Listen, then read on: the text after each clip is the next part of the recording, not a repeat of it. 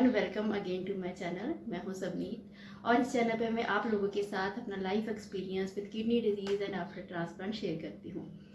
जैसे कि मैंने अपनी लास्ट वीडियो में जिसमें मैंने अपनी रिसेंट लैब रिपोर्ट शेयर की है, उसमें मैंने बताया है कि मेरे ट्रांसप्लांट को 7.5 ईयर कंप्लीट हो चुके हैं। तो आज की वीडियो में मैं आप लोगों के साथ अपनी मेडिसिन शेयर करने वाली हूँ कि आफ्टर 7.5 ईयर मेरी मेडिसिन कितनी चलती है और कितनी कॉस्ट आती है और कितनी डोज मैं कौन सी मेडिसिन की ले रही हूँ। हर पेशेंट की मेडिसिन जो है वो अलग रहती है, चाहे उनका डॉक्टर सेम रहता है। 5 साल बाद, 7 साल बाद, 1 साल बाद, 2 साल बाद, हर पेशेंट की उसकी कंडीशन के हिसाब से उसकी डोज चलती है।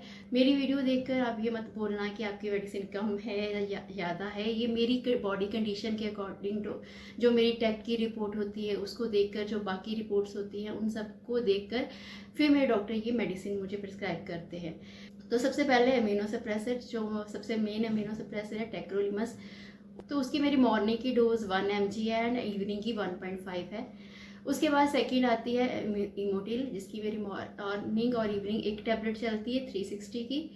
और फिर जो स्टीरॉयड रहता है वाइसलोन 5 mg का, मैं वो मॉर्निंग में एक ही टाइम लेते हैं वो लेती हूँ। तो इन मेडिसिन के अलावा मेरी दो जो है वो बीपी की मेडिसिन चलती है। एक्चुअली मेरा जो रीज़न था किडनी फेलियर का वो भी बीपी था और आफ्टर ट्रांसप्लांट भी मैं बीपी की मेडिसिन जो है वो कंटिन्यूसली लेती हूँ। तो इन 5 मेडिसिन को मिलाकर तो मेरा जो अराउंड कॉस्ट आता है वो 5000 के आसपास आता है। इसके अलावा मेरी एक और मेडिसिन चलती है जिसका ट्रीटमेंट मेरे डॉक्टर नहीं करते, मैंने ऑलरेडी बताया है पीटीएच का। उसका ट्रीटमेंट मेरा एक एंडोक्राइन डॉक्टर के अंडर चल रहा है। उसमें एक पीटीएच की टैबलेट है, तो उसके साथ कैल्शियम सप्लीमेंट्स है। वो तीनों मेडिसिन मैं अभी, पहले तो मैं रेगुलर लेती थी, जब से ट्रांसप्लांट हुआ है तब से ले रही हूँ, लेकिन अभी 2-3 साल से मैंने उसको अल्टरनेट लेना स्टार्ट कर दिया है।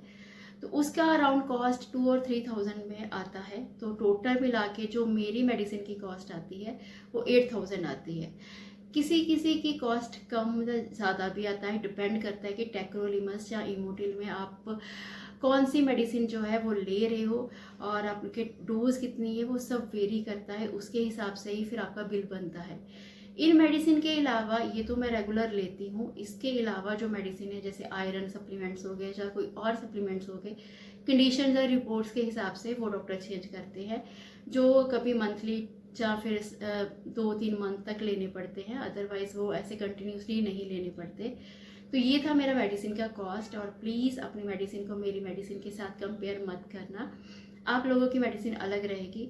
ये वीडियो मेनली उन लोगों के लिए रहेगी जो लोगों का अभी ट्रांसप्लांट नया नया हुआ है, या फिर जो लोग प्लानिंग कर रहे हैं ट्रांसप्लांट के लिए, उनके लिए काफ़ी हेल्पफुल रहता है कि वो कितनी कॉस्ट आती है, कितने साल बाद कितनी आती है। तो मैंने एस्टिमेशन जो मोटा मोटा खर्चा है वो बताया है।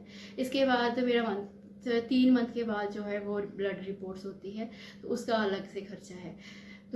तो यही था मेरा आज का वीडियो जिसमें मैंने आप लोगों के साथ अपनी मेडिसिन शेयर की है कि आफ्टर 7.5 ईयर मेरी कितनी मेडिसिन चलती है। आई होप कि आपके लिए ये हेल्पफुल रहेगी। Thank you so much for watching my video.